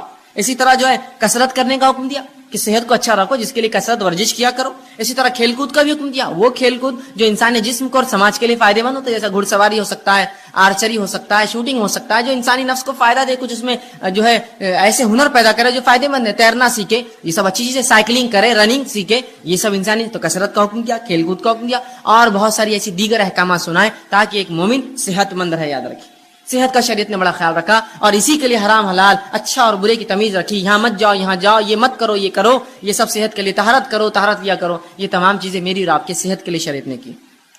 صحیح مسلم کی ایک روایت آتی ہے، نبی اکرم صلی اللہ علیہ وسلم فرماتے اور کہتے ہیں، کتنا دیکھیے اس امت کے صحت کا آپ نے خیال رکھا۔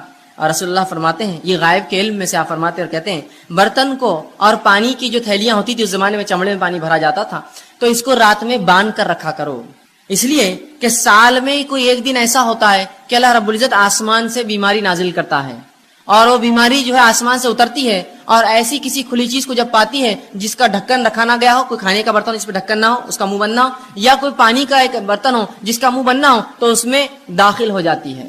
کیا فرمایا آپ نے؟ یہ بھی غائب کا معاملہ ہے۔ آپ بھی کہہ سکتے ہیں بیماری تو جراثیم پھیلاتے ہیں، اور جراثیم تو کہیں بھی جا سکتے ہیں، یہ غائب کا، اس لیے میں نے پہلے کہہ دیا۔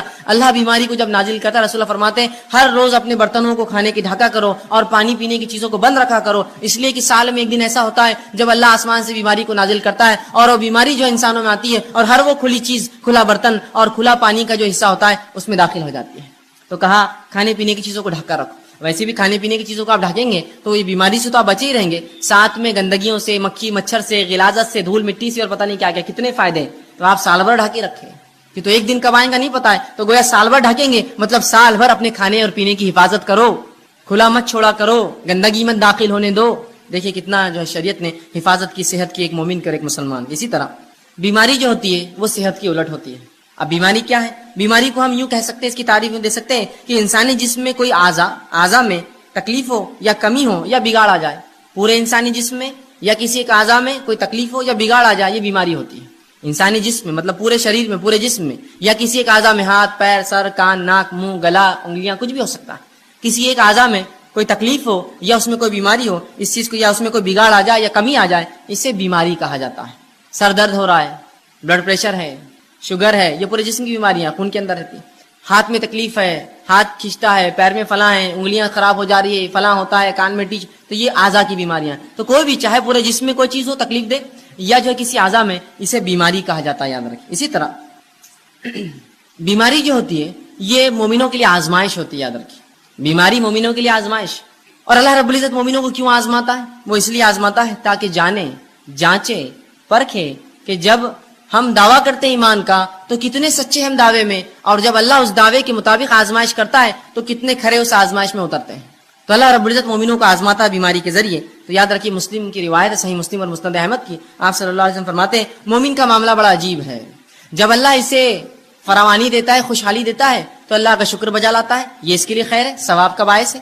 اور جب اللہ تنگ دستی دیتا ہے، مصیبت دیتا ہے، پریشانی دیتا ہے، بیماریاں دیتا ہے تو تب صبر کرتا ہے، یہ اس کے لیے خیر اور باعث کا معاملہ ہوتا ہے۔ اور یہ معاملہ سوائے مومن کے کسی اور کا نہیں ہوتا، مطلب مومن کے تمام معاملے خیر اور برکت والے ہیں کہ اگر اللہ نے فراوانی دی اللہ کا شکر ادا کرتا ہے، اس کا اجر پاتا ہے، اللہ نے تنگ دستی دی، مشکل دی، بیماری دی تو اس پر صبر کرتا ہے، اور ان دونوں کے اندر وہ جو ہے بدلہ پاتا ہے۔ اسی طرح سنن ابن ماجہ کی روایت ہے، آپ صلی اللہ علیہ وسلم فرماتے ہیں سب سے زیادہ جو لوگ انسانوں میں آزمائے جاتے ہیں، سب سے زیادہ جو لوگ انسانوں میں آزمائے جاتے ہیں وہ سب سے پہلے ہوتے ہیں انبیاء علیہ الصلوۃ والسلام، یہ سب سے زیادہ آزمائے جاتے ہیں۔ دوسرا فرمایا علماء حق، یہ دوسرے نمبر پہ جو آزمائے جاتے ہیں۔ تیسرا فرمایا صالحین اس امت کے نیک لوگ، یہ تیسرے نمبر پہ آزمائے جاتے ہیں۔ اور فرمایا ان میں سے کچھ ایسے گزرے ہیں پچھلی قوموں میں، انبیاء، علماء حق اور صالحین، کہ جن کو ایسی بیماریاں اللہ نے دی کہ جن کے جسم میں کیڑے پڑ گئے، بیماری آزمائش ہے، ان کے جسم میں کیڑے پڑ گئے، صالحین اور ان نیکوکاروں کے اس حد تک بیمار ہوئے کہ اس بیماری میں ان کا انتقال ہو گیا۔ اسی طرح کچھ ایسے تھے اللہ نے ایسی غربت دی, اتنا غریب بنایا کہ سوائے ٹاٹ کے کپڑے, کھدر جو موٹے کپڑے ہوتے پہننے کے ان کے پاس نصیب نہ تھا, اور آگے فرمایا پہننے کو کچھ نہ تھا سوائے ٹاٹ کا کپڑا, لیکن اس میں وہ اس سے زیادہ خوش تھے جتنا تم فراوانی اور خوشحالی میں خوش رہتے ہو. مطلب یہ انبیاء, یہ علماء حق اور یہ صالحین ان بیماریوں میں, ان پریشانیوں میں, ان غربت میں بھی اتنے خوش تھے, اتنے مطمئن تھے کہ جتنے ہم لوگ خوشحالی میں خوش نہیں ہوتے ہیں. اس لیے کہ یہ انبیاء, یہ علماء حق, یہ صالحین جانتے ہیں کہ یہ آزمائش اللہ کی طرف سے ہے, اور ہر آزمائش کا مومن کو کیا ملتا ہے؟ بدلہ ملتا ہے. تو جب بھی ہماری آزمائش ہو یاد رکھیے ہم صبر کریں, اور اللہ رب العزت کسی بھی انسان کو اس کے طاقت سے زیادہ نہیں آزماتا. اللہ سبحانہ تعالیٰ سورہ بقرہ سورہ نمبر 2 آیت نمبر 286 میں فرماتا اور کہتا ہے لا یکلف اللہ نفسا الا وسعها. اللہ کسی نفس کو اس کے طاقت سے زیادہ نہیں آزماتا. یاد رکھیے مجھے اور آپ کو ہماری طاقت سے زیادہ نہیں جو ہے آزماتا ہے, بلکہ جتنی طاقت ہے اتنی ہی آزمائش آتی ہے. تو اگر بیماری دی تو یہ طاقت تھی تب دی, مصیبت دی طاقت تھی تب دی, کسی نعمت کو دے کر چھین لیا یہ طاقت تھی تبھی چھینا. اللہ کسی کو اس کے جو ہے برداشت سے زیادہ نہیں آزماتا. اور اللہ کا معاملہ تو ہر بار یہ ہوتا ہے. سورہ بقرہ سورہ نمبر 2 آیت میں 175 میں فرمایا اور کہا یرید اللہ بکم اليسر ولا یرید بکم العسر, کہ اللہ رب العزت تو تمہارے ساتھ آسانیاں کرنا چاہتا ہے, وہ تمہیں مشکلات میں نہیں ڈالنا چاہتا ہے. تو یہ بیماریاں میرے اور آپ کے لیے آزمائش ہے. اب جب بھی کوئی بیمار ہو تو ہم صبر کریں, اس لیے کہ صبر کرنے والوں کے تعلق سے سورہ بقرہ سورہ نمبر 2 آیت میں 156 میں کہا فبشر الصابرین, کہ صبر کرنے والوں کو بشارت دو. یہاں خوشخبریاں دینے کا حکم دیا کہ جو لوگ صبر کرتے ہیں فبشر الصابرین الذین اذا اصابتهم مصیبۃ قالوا انا للہ وانا الیہ راجعون, کہ جو لوگ مصیبت جن پر آتی ہے اور مصیبت میں صبر کرتے ہیں ان کو خوشخبریاں دے دو, اور جب ان پر مصیبت آتی ہے تو یہ مومن کہتے ہیں قالوا انا للہ وانا الیہ راجعون, ہم اللہ کی طرف سے آئے تھے اس کی طرف لوٹ کر جانا ہے. تو ہمیں صبر کرنا چاہیے. اللہ کسی کو بھی اس کی طاقت سے زیادہ نہیں آزماتا. جب آزمائش ہوتی تو ہمیں صبر کرنا چاہیے. آئیے صحیح بخاری اور صحیح مسلم کی روایت ہے, آپ صلی اللہ علیہ وسلم فرماتے اور کہتے ہیں جب ایک مسلمان کو کوئی ایذا پہنچتی ہے, تکلیف پہنچتی ہے, بیماری کی شکل میں, کسی کی موت کی شکل میں, کسی اعضاء کے ضائع ہونے کی شکل میں, کسی اور اس میں مصیبت, پیسے میں, مال میں کمی, اولاد میں کمی, پھلوں میں کمی, روزی میں کمی, جب کسی ایک مومن کے تعلق سے آپ فرماتے ہیں مسلم کو ایذا یا بیمار ہوتا ہے تو اللہ تعالیٰ اس کے گناہوں کو ایسا دھو دیتا ہے جیسے ایک جھاڑ جس پر سوکھی پتیاں ہوں وہ سوکھنے سے گر جاتی ہیں. ایک مومن کو جب تکلیف, مصیبت, بیماری آتی ہے تو اللہ اس کے گناہوں کو ایسا اس سے الگ کر دیتا ہے جیسے کہ ایک جھاڑ جس کے پتے سوکھ چکے ہیں وہ اس سے الگ ہو جاتے ہیں. ایسے مومن کے گناہ جو ہے بیماری کی وجہ سے, مشکل اور تکلیفوں کی وجہ سے دور ہو جاتے ہیں. تو ہر تکلیف جو مومن کو ہے اگر صبر کرے تو باعث اجر بنتی ہے, اس کے گناہ اس سے جھڑ جاتے ہیں. اسی طرح سنن ابو داؤد کی روایت ہے. آئیے وہ لوگ جو بیمار رہتے ہیں, پریشان ہوتے ہیں, پریشان مت ہوئیے, سنیے نبی اکرم صلی اللہ علیہ وسلم کیا فرماتے ہیں اور کہتے ہیں. آپ فرماتے ہیں اللہ مسلمانوں کے گناہ بیماریوں کی وجہ سے دھو دیتا ہے. اللہ مسلمانوں کے گناہ بیماریوں کی وجہ سے دھو دیتا ہے, اس حد تک کہ جیسے سونا اور چاندی کے میل کو آگ الگ کر دیتی ہے, بیماریاں مومن سے اس کے گناہوں کو ویسی الگ کر دیتی ہے جیسے آگ سونے اور چاندی کے میل کو الگ کر دیتی ہے. آپ جانتے ہیں نا, سونے چاندی کو صاف کرنے کے لیے اس کو آگ میں ڈالا جاتا ہے, پگھلنے کے بعد سونا چاندی جو ہے رہ جاتا ہے اور غلاظت اوپر آتی ہے, اس سے نکال لی جاتی ہے. تو آپ فرماتے ہیں بیماریاں مومن کو ایسا پاک کرتی ہے گناہوں سے جیسا آگ سونے اور چاندی کے میل کچیل کو نکال دیتی ہے. تو جو مومن بیمار ہوتا ہے وہ اس کی طاقت کے مطابق اللہ بیماری دیتا ہے, اسے کام ہے وہ صبر کرے, صبر کرنے کا بدلہ زبردست پاتا ہے. اسی طرح جب انسان بیمار ہو جائے تو علاج کرانا مستحب اور سنت ہے. یاد رکھیے ہر شخص کوشش کرے علاج موجود ہو تو ضرور علاج کروائے, اس لیے کہ نبی اکرم صلی اللہ علیہ وسلم کی روایت ہے, سنن ابن ماجہ کی حدیث ہے کہ اللہ رب العزت نے ایسی کوئی بیماری نازل نہ کی سوائے اس کے کہ اس کا علاج نازل کیا, تو لہٰذا تم لوگ جو ہے علاج کراؤ. جو خطبے میں نے حدیث آپ کے سامنے ہے, تو اس حدیث سے پتہ چلا ہمیں علاج کروانا چاہیے. اب جب پتہ چلا علاج کروانا چاہیے, اللہ نے ہر بیماری کا علاج نازل کیا ہے, اب اس معاملے میں کیا احتیاط کرے, کیسے علاج کرے؟ تو آئیے حرام چیزوں سے علاج کرانا یاد رکھیے جائز نہیں ہے. وہ چیزیں جن کو شریعت نے حرام قرار دیا ہے وہ چیزوں سے علاج جائز نہیں ہے. اس کے تعلق سے نبی اکرم صلی اللہ علیہ وسلم فرماتے ہیں, طبرانی کی روایت حدیث آپ فرماتے ہیں ان اللہ لم یجعل شفاءکم فیما حرم علیکم, جو چیزیں اللہ نے تم پر حرام کی ہے اللہ نے اس میں شفا نہیں رکھی ہے. سمجھ گیا بات کو؟ حرام اشیاء کے اندر اللہ نے شفا رکھی ہی نہیں ہے, اس میں کبھی فائدہ ہو ہی نہیں سکتا. گو تھوڑے وقت کے لیے ایسا لگتا ہو کہ فائدہ ہے لیکن وہ شفا کبھی نہیں دے سکتا, اس لیے کہ رسول اللہ نے فرما دیا جن چیزوں کو اللہ نے تم پر حرام قرار دیا ہے اس میں کسی قسم کی شفا نہیں رکھی ہے. تو لہٰذا وہ اشیاء جو حرام ہیں, نشے کی چیزیں ہو سکتی ہے, دیگر اور چیزیں ہو سکتی ہے جو شریعت نے حرام قرار دی, ان کو کر کے ہم یہ نہ سمجھیں کہ اس سے فائدہ ہو سکتا ہے, اس سے شفا مل سکتی ہے, پھر چاہے بیماری جو ہے وہ نفسیاتی ہو یا جسمانی ہو. یاد رکھیں حرام چیزیں کر کے شفا حاصل نہیں کی جا سکتی. رسول اللہ نے اس کی وضاحت کر دی. تو جب بھی اب مجھے اور آپ کو اگر ہم بیمار ہو جائیں علاج کروانا ہے تو حلال چیزوں سے علاج کروانا پڑے گا. حرام چیزوں میں اللہ رب العزت نے شفا نہیں رکھی. اسی طرح اب کوئی شخص بیمار ہو جائے تو بیمار ہونے کے لیے بات یاد رکھیے قرآن و احادیث سے جو دم ثابت ہے جو پڑھ کر پھونکنا چاہیے دوا کے ساتھ یہ بھی کرنا چاہیے. جہاں حرام دواؤں کا استعمال یا حرام اشیاء کا استعمال دواؤں میں درست نہیں ہے اس میں کوئی شفا نہیں ہے. اسی طرح یہ بات یاد رکھیے کہ انسان کبھی کبھار بیمار ہوتا ہے.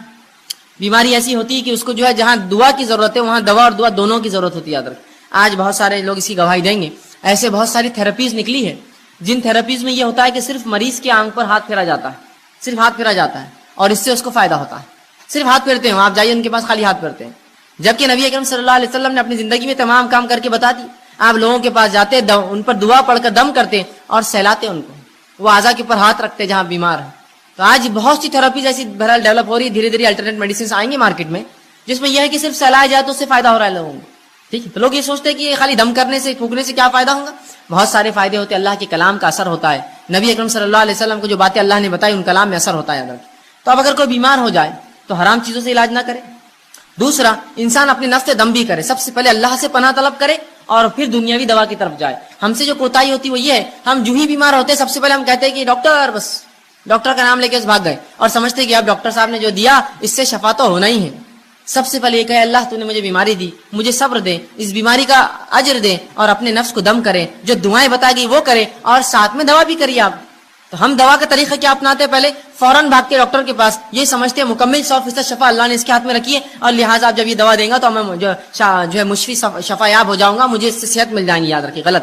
ہمیں سب سے پہلے اللہ پر توکل بھروسہ کر کے اللہ سے دعا کر کے وہ تمام باتیں جو نبی اکرم صلی اللہ علیہ وسلم نے قرآن میں بتائی اس کا استعمال کر کے ساتھ میں علاج کروانا ہے. یاد رکھیے خالی علاج پر آپ بھروسہ کریں گے تو اللہ رب العزت کبھی شفا نہیں دے گا. پھر اور جو آج ہماری کوتاہی ہوتی ہے علاج جب ہم بیمار ہوتے ہیں سب سے پہلے سوچتے ہیں دواخانے گئے تو اچھے ہو جائیں گے. بلکہ کچھ لوگ تو نفسیاتی مریض ہوتے ہیں خالی دواخانے کا چکر بھی مار کے آئے تو بالکل ریلیکس ہو جاتے ہیں بہت اچھا لگ رہا بولتے ہیں. اور کبھی کبھار تو خالی گولیاں آپ دے دیجیے ان کو بھی میٹھی اور کھٹی کھانے کے لیے بولتے ہیں بہت فائدہ ہو گیا. اتنا فائدہ ہوا کہ اسی کو انتہا نہیں.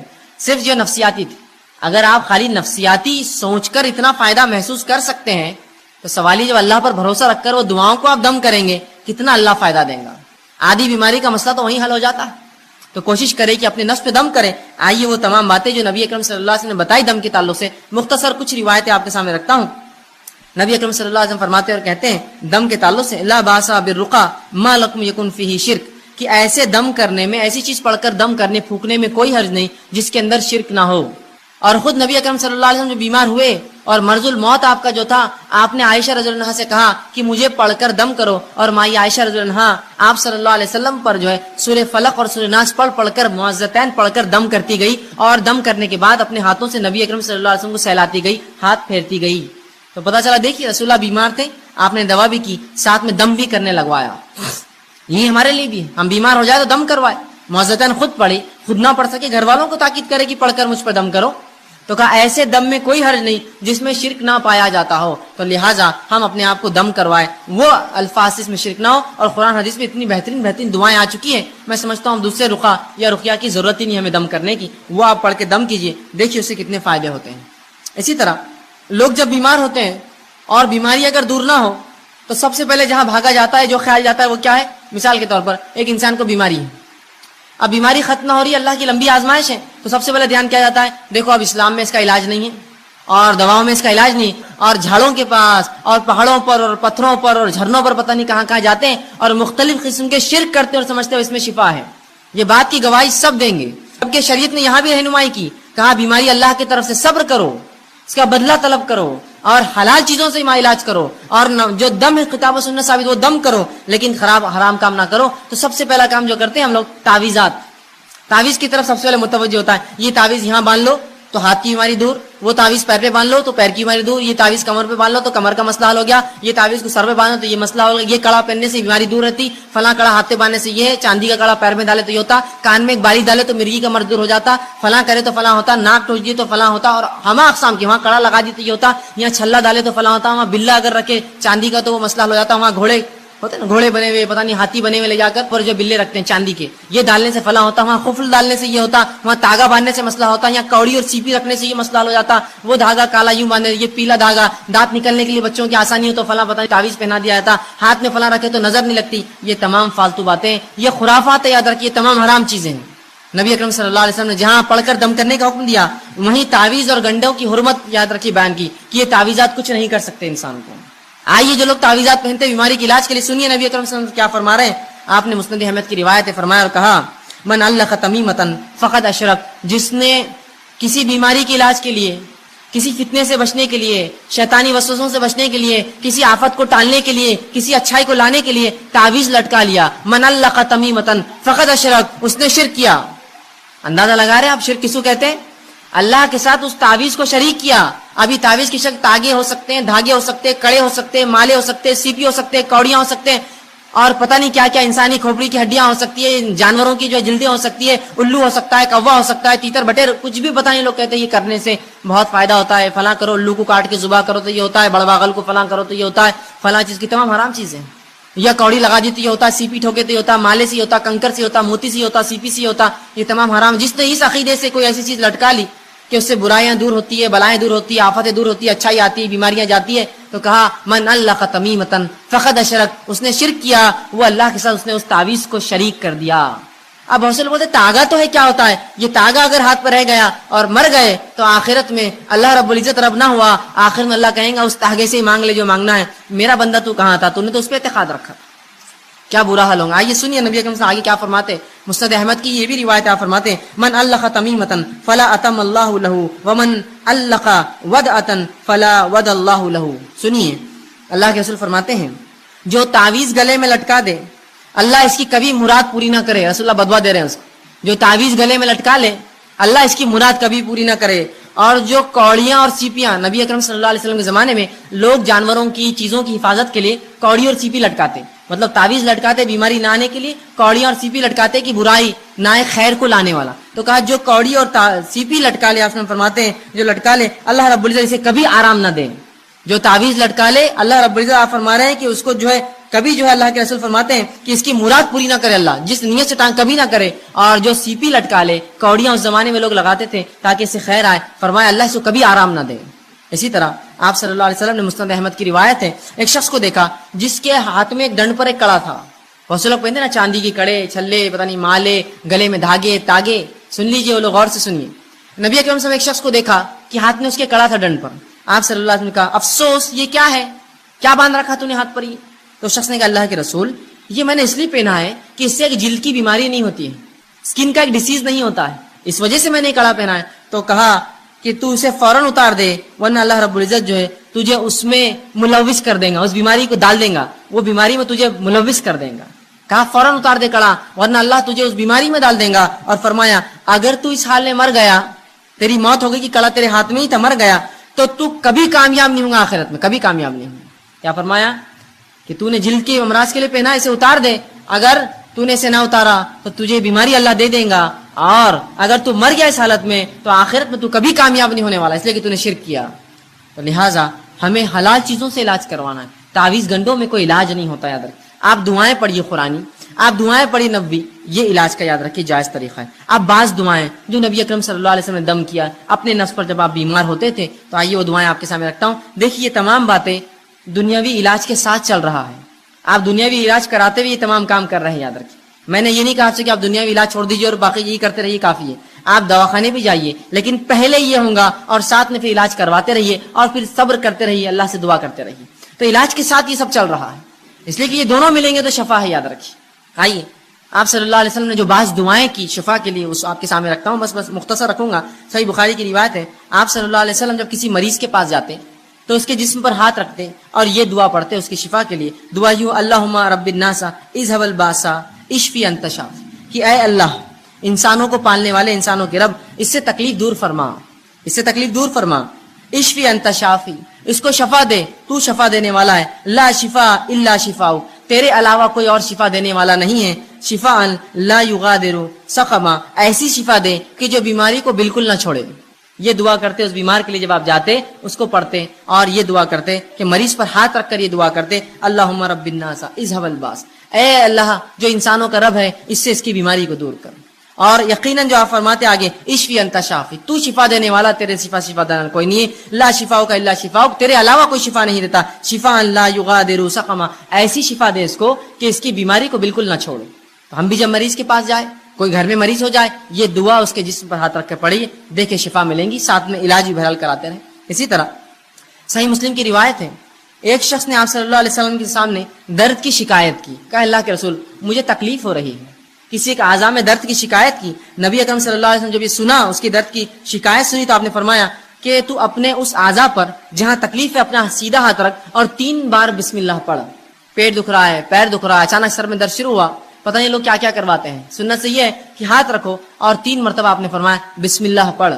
اور اس کے بعد آپ نے فرمایا اور کہا کہ 7 مرتبہ پھر یہ پڑھ، 3 بار ہاتھ رکھ کے کہے بسم اللہ بسم اللہ بسم اللہ کے نام سے، اور اس کے بعد 7 مرتبہ یہ پڑھ. اور آپ نے فرمایا اعوذ بعزت اللہ و قدرتہ، کہ میں اللہ کی بڑائی اور اس کی قدرت کی پناہ لیتا ہوں، من شر ما اجد و حاضر، اس چیز سے جو میں محسوس کر رہا ہوں یا جس کا مجھے اندیشہ ہو رہا ہے. تو 3 بار پہلے بسم اللہ کہے اور 7 مرتبہ یہ دعا پڑھے تو رسول اللہ فرماتے ہیں اللہ رب العزت اس کو جو ہے شفا دیتا ہے. اسی طرح صحیح مسلم کی روایت ہے، آپ صلی اللہ علیہ وسلم فرماتے ہیں کہ آپ صلی اللہ علیہ وسلم ایک مرتبہ بیمار ہو گئے، جبرائیل علیہ السلام آئے اور نبی اکرم صلی اللہ علیہ وسلم نے رقیہ کیا، دم کیا ایک دعا پڑھ کر. جبرائیل علیہ السلام نے کیا دعا پڑھی تھی؟ حدیث میں لفظ آتے ہیں، آپ صلی اللہ علیہ وسلم نے صحابہ کو سنا، کہا بسم اللہ ارقیک، کہ میں اللہ کے حکم سے تجھ پہ جو ہے دم کرتا ہوں. جبرائیل علیہ السلام آئے اور رسول اللہ پر یہ دعا پڑھ کر دم کی، بسم اللہ ارقیک، کہ اللہ کے نام سے میں تجھے دم کرتا ہوں، من کل دائن یوزیک، ہر اس بیماری سے جو تجھے نقصان دہ ہے، من شر کل نفس، اور ہر نفس کے شر سے اللہ تجھے محفوظ رکھے، وعین حاسد، اور ہر نظر لگانے والے کی نظر بس سے تیری حفاظت کرے، اللہ یشفیک، اللہ تیری جو ہے تجھے شفا دے، بسم اللہ ارقیک، میں اللہ کے حکم سے تجھ کو جو ہے دم کرتا ہوں. یہ دعا جبرائیل علیہ السلام نے نبی اکرم صلی اللہ علیہ وسلم پر دم کی. اسی طرح معوذتین آپ پڑھ سکتے ہیں، اسی طرح سورہ جو ہے فاتحہ پڑھ کر ہم دم کر سکتے ہیں. یہ تمام کے بڑے فضائل آتے ہیں، یاد رکھیں. ہم نے یہ تمام چیزیں بہرحال آج چھوڑ دی ہیں، اور ایسی تمام وہ دعائیں جو قرآن سے اور سنت نبوی سے ثابت ہے آپ پڑھ سکتے ہیں. میں نے تو 2-4 نمونے کے طور پہ رکھی. یہ اگر پڑھ کر ہم کریں گے تو آپ دیکھیے جہاں دوا سے بھی علاج کا کچھ حصہ ہو رہا ہے، وہیں یہ دعائیں بہت حد تک نفسیاتی طور سے ہمیں جو مرض سے دور کر دیں گی، یا کم از کم بیماری ختم نہ بھی ہو تو ہم ایک مضبوط ایک مومن بنے رہیں گے. ہم آہو بکا نہیں کریں گے، تقدیر کو کوسیں گے نہیں، اللہ کو برا بھلا نہیں کہیں گے، اللہ سے بدگمانی نہیں کریں گے کہ ہم ہی بیمار ہونا تھا کہ اللہ ہمارا ہی گھر ملا تھا کیا، مائچ ملا تھا کیا. کم از کم یہ تسلی رہیں گی انسان کو، نفسیاتی وہ مضبوط اور قوی رہے گا، چاہے جسمانی اعتبار سے کتنا لاغر اور بیمار ہو چکا ہو. تو یہ دعائیں بڑی اہمیت رکھتی ہیں. اسی طرح بعض ایسی چیزیں جن سے نبی اکرم صلی اللہ علیہ وسلم نے خود علاج کیا ہو، وہ آپ کے سامنے کچھ رکھتا ہوں واقعات اور کچھ چیزیں جن سے خود نبی اکرم صلی اللہ علیہ وسلم نے علاج کیا ہو. لیکن ایک بات اس سے پہلے میں بتا دوں کہ جو باتیں حدیث میں آتی ہے کہ آپ صلی اللہ علیہ وسلم نے ان سے علاج کیا ہے، آج بہت سی مرتبہ یہ ہوتا ہے کہ ہم کہتے ہیں ان سے تو جیسا طب نبوی کتابیں ہوتی ہیں آپ پڑھتے ہیں اور علاج کرنے کی کوشش کرتے ہیں، فائدہ محسوس نہیں ہوتا ہے. وہ اس لیے کہ طب کا معاملہ ایسا ہے کہ اس پہ تجربات اور تجزیات کی ضرورت ہے. نبی اکرم صلی اللہ علیہ وسلم نے بہت سی باتیں فرمائی، یہ مسلمانوں کی کم علمی رہی، بے خوفی رہی، بد نصیبی رہی کہ طب نبوی ہم نے اپنے ہاتھ سے ضائع کر دی، کبھی اس پہ ریسرچ ہی نہیں کیا. کوئی بھی میڈیسن ریسرچ کے بغیر نہیں ہوتی ہے. رسول اللہ اگر یہ فرماتے کہ فلاں چیز میں یہ شفا ہے تو اس کا معنی یہ کہ اب ریسرچ کرنا پڑے گا نا، اس میں سے نکالنا پڑے گا کیسی شفا ہے، کس چیز کے ساتھ دنیا کی مل کے شفا دیں گی، کون سی اور چیزوں سے مل جانے سے فلاں فائدہ ہوگا. ریسرچ ورک کبھی نہیں ہوا. اور افسوس مسلمانوں نے یونانی طب کو اپنا طب سمجھا اور یونانی طب کو مکمل طور سے لے لیا، اور طب نبی اس کے چکر میں پوری جو ہے ختم ہو گئی کہ آج بہت ساری باتیں جو طب نبی میں الفاظ آتے ہیں وہ دوائیں کس کو بولتے ہیں ہم کو معلوم نہیں. وہ تو تبھی معلوم ہو سکتا تھا جب اس زمانے کے بعد سے لے کر مسلمان اس کو استعمال کرتے رہتے، اس پہ تجربات کرتے. افسوس کہ اتنا زبردست ذریعہ طب کا ہم نے کھو دیا. لیکن پھر بھی کچھ باتیں جو آتی رکھنے کی کوشش کرتا ہوں، وہ جو جس سے رسول اللہ صلی اللہ علیہ وسلم نے شفا کے لیے استعمال کی دواؤں کے طور پر. سب سے پہلے جو حدیث میں آتا ہے وہ یہ کہ آپ شہد سے علاج کیا کرتے تھے. ایک مرتبہ ایک شخص آ کر اللہ کے رسول صلی اللہ علیہ وسلم میرے بھائی کو جو ہے پیٹ خراب ہو چکا ہے، اسے دست ہو رہے ہیں، آپ صلی اللہ علیہ وسلم نے کہا اسے شہد کھلاؤ. وہ گیا شہد کھلا کر آیا، کہا اللہ کے رسول اور بڑھ چکے ہیں. کہا اور کھلا. پھر اس نے کھلا کر آیا، کہا اللہ کے رسول صلی اللہ علیہ وسلم اور بڑھ چکے ہیں. کہا اور کھلا. 3 مرتبہ کھلانے کا حکم دیا. پھر وہ آ کر کہا اللہ کے رسول اور اس کے جو ہے دست بڑھ گئے ہیں. تو کہا اللہ کی کتاب سچی ہے، تیرے بھائی کا پیٹ جھوٹا ہے، اسے اور کھلا شہد. اس لیے کہ اللہ نے شہد کے تعلق سے کہا اس میں شفا ہے، تو اللہ کی کتاب سچی ہے، تیرے بھائی کا پیٹ جھوٹا ہے، اسے اور کھلا. جب اور کھلایا گیا تو ان کو شفا مل گئی اس چیز سے. آپ دیکھ رہے ہیں جہاں شہد کھلایا گیا وہیں عقیدہ دیکھیے ساتھ میں، کھلا اس کو، اس میں شفا ہے، بس اگر کہہ دیا تو کہہ دیا، یہ نہیں کہ اور عموماً دیکھیں تو شہد کھلانے سے بہت سے لوگوں کے جو ہے دست اور بڑھ جائیں گے، ظاہر تو یہ دکھتا ہے لیکن اس میں شفا ہے، وہ شفا اور فائدہ دیتا ہے، اس لیے کہ کبھی دست کا روکنا درست ہوتا ہے اور کبھی ان کا نکل جانا اچھا ہوتا ہے تاکہ بیماری جو اندر ہے جراثیم پورے نکل جائے پیخانے کے ذریعے۔ تو کہا تیرا بھائی کا پیٹ جھوٹا ہے، اللہ کی کتاب سچی، اور کھلا اس کو ایک بار، اور کھلایا، دست بند ہو گئے، شہد کے ذریعے شفا۔ اسی طرح آپ صلی اللہ علیہ وسلم نے زمزم کا استعمال کیا شفا کے لیے، اور فرمایا زمزم جس نیت سے پیا جاتا ہے اللہ اس میں شفا رکھتا ہے۔ یہ علاج بھی ہم کر سکتے ہیں کہ جب حج کو جانا ہو، عمرے کو جانا ہو، جو لوگ جاتے ہیں آپ ان کو کہیے کہ بھائی زمزم ہمارے لیے لائیے، یا خود گئے تو خوب پیجیے اس نیت سے کہ اللہ فلاں مرض کے لیے شفا، فلاں مرض کے لیے شفا، فلاں، اس لیے کہ زمزم جس نیت سے پیا تھا فرماتے ہیں اللہ نے اس میں شفا رکھی ہے اس پانی کے اندر، تو زمزم کا استعمال کیجیے دوا کے لیے۔ اسی طرح گائے کا دودھ، یہ بھی بڑا مفید ہے، یاد رکھیے آپ صلی اللہ علیہ وسلم فرماتے ہیں کہ گائے کا دودھ پیا کرو، اس میں شفا ہے، اور اس کے پنیر کو کھایا کرو، اس میں بھی شفا ہے، اس لیے کہ گائے مختلف قسم کے جو ہے جھاڑ کھاتی ہے جس کی وجہ سے اس کے دودھ میں شفا ہوتی ہے، لیکن اس کے گوشت میں بیماری ہے۔ کیا فرما رہے ہیں آپ صلی اللہ علیہ وسلم؟ گائے سے علاج کیا کرو، اس کے دودھ میں شفا ہے اور اس کے پنیر میں شفا ہے، لیکن فرمایا اس کے گوشت میں بیماری ہے۔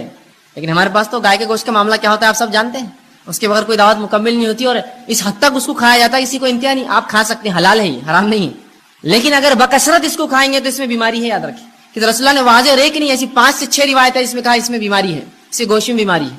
تو آپ نے فرمایا اس کے دودھ میں شفا ہے، اس کے پنیر میں شفا ہے، اس لیے کہ گائے چرتی ہے اور بہت سارے مختلف جھاڑ کھاتی ہے جو بیماری کا علاج ہوتے ہیں، تو اس کو پینا چاہیے، اس کے دودھ کو، اس کے پنیر کو، اور کہا اس کے گوشت کے تعلق سے احتیاط کرنا، اس میں بیماری ہے۔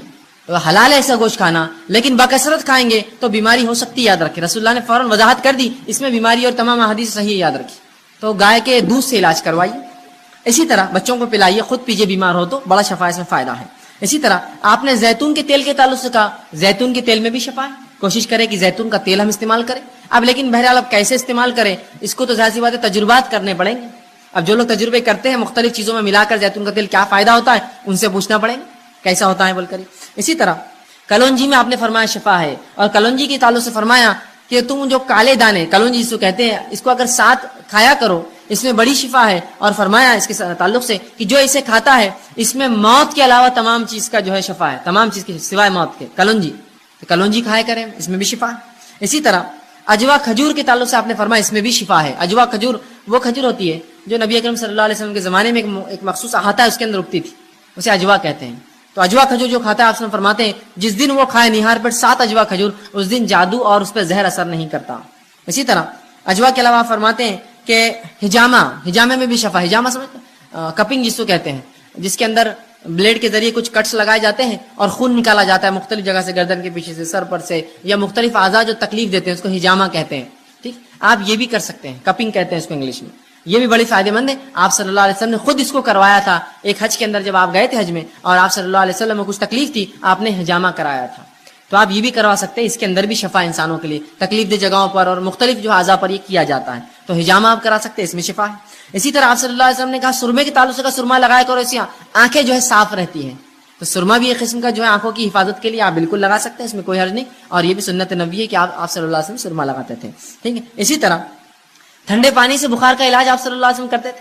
آپ فرماتے تھے کہ بخار شیطان کی طرف سے، شیطان آنکھ سے بنا ہے، لہذا ٹھنڈے پانی سے بخار کا علاج کرو، اور ٹھنڈے پانی سے جو آپ جسم کو دھوتے، یا ٹھنڈے پانی سے آج بھی دیکھیے بخار اگر بڑھ جائے ڈاکٹر کہتا ہے پٹیاں رکھیے سر پر ٹھنڈے پانی کی، تو ٹھنڈے پانی سے آپ بخار کا علاج کرتے ہیں۔ اسی طرح جن چیزوں سے آپ صلی اللہ علیہ وسلم نے علاج کیا ان میں سے ایک ہے نمک کا، آپ نے استعمال کیا بچھو کے کاٹنے پر۔ آپ صلی اللہ علیہ وسلم کو ایک مرتبہ بچھو نے ڈنک مارا، آپ نے اس زخم پہ ایک نمک لگایا اور اس پہ پانی بہایا، بلکہ اس میں آتا گرم پانی میں پیر ڈالا اور سورہ فاتحہ پڑھ کر دم کرتے رہے جب تک کہ زہر کا اثر ختم نہ ہوا۔ تو نمک کا استعمال زہر کو اتارنے کے لیے۔ اسی طرح آپ صلی اللہ علیہ وسلم جن کو پیٹ کے کچھ امراض ہوتے، مرض ہوتے، ان کو حکم دیتے کہ عربی بھیڑ جس کو دمبا کہتے ہیں، جس کی دم بڑی چوڑی ہوتی ہے، بہت موٹی دم ہوتی ہے، ہمارے بکرے اور مینڈوں کی ایسا نہیں، بہت چوڑی دم ہوتی ہے، آپ صلی اللہ علیہ وسلم فرماتے ہیں اس کی دم کی چربی نکال کر لاؤ، اس کو پگھلاؤ اور 3 دن میں جو ہے 3 حصے کر کے 3 دن میں وہ چربی پیو، جس سے پیٹ کی بیماریاں ضائع ہوتی ہیں۔ دمبا جسے کہتے ہیں عرب علاقوں میں بہت پایا جاتا ہے، تو آپ صلی اللہ علیہ وسلم اس کی چربی سے علاج کا حکم دیا۔ اسی طرح راکھ سے بھی آپ صلی اللہ علیہ وسلم علاج کروایا۔ آپ صلی اللہ علیہ وسلم جنگ احد کے اندر جب آپ کو کچھ زخم ہوئے تو فاطمہ رضی اللہ عنہا نے کھجور کے پتوں کو جلایا اور اس کے جلنے کے بعد جو راکھ تھی اس راکھ کو جو زخم پہ لگا کر اس پہ پٹی لگائی، تو یہ بھی جو ہے اس سے بھی آپ صلی اللہ علیہ وسلم نے شفا طلب کی. تو یہ وہ تمام کچھ چیزیں تھی جو احادیث میں ملتی ہے. میں نے کچھ مختصر جو میرے سامنے واضح تھی میں نے آپ کے سامنے رکھنے کی بہرحال کوشش کری. ان چیزوں کے ذریعے آپ نے طلب کی، اس کا مطلب یہ ہوا کہ یہ چیزوں کے ذریعے اور بھی جو حلال چیزیں ہیں ہم سب ان کو استعمال کر سکتے ہیں علاج کے طور پہ. جہاں دعائیں بھی پڑھی آپ نے، قرآنی آیتیں بھی پڑھی، صورتیں بھی پڑھی، وہیں جو ہے دنیاوی علاج بھی کیا، شہد بھی کھایا اور زمزم بھی پیا اور ساتھ میں جو ہے کھجور بھی کھائے اور سرما بھی آپ لگاتے تھے، حجامہ بھی آپ نے کروایا اور باقی بہت سی چیزوں میں حکم دیا کہ فلاں کرو فلاں کرو اور فلاں کرو. تو پتہ چلا جائز اشیاءوں سے میں اور آپ علاج کر سکتے، پھر چاہے وہ کیمیکل کے فارم میں ہو آج کل یا کوئی اور فارم میں، بس جائز ہونا یہ شرط ہے. اسی طرح اب اگر ہم بیمار ہو جائیں تو مومن اور کافر دونوں سے علاج کروا سکتے ہیں، یاد رکھیے. مطلب ڈاکٹرز کے پاس جانا پڑے گا، آپ کو طبیب کے پاس جانا پڑے گا، تو مومن اور کافر دونوں سے علاج درست ہے، یاد رکھیے.